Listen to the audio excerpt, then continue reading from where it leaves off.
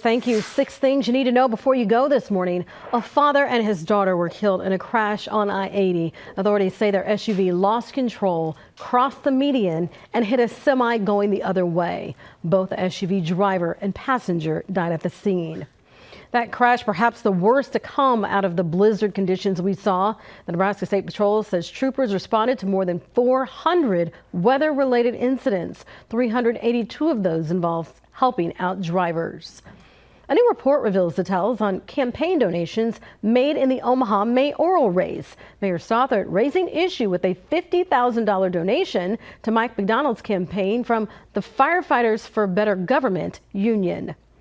The sex trafficking suspect was formally charged with 2 crimes, including attempted sexual exploitation of a child.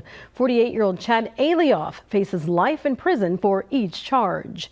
The Nebraska Farm Bureau expressed their concerns over the potential impacts of tariffs. The Bureau's worried they could create economic uncertainty for Nebraska farmers. They want the Trump administration to solve trade disputes. And trash collection for much of the metro is pushed back a day for the rest of the week. So if your trash is out but was not picked up, make sure just to leave it out.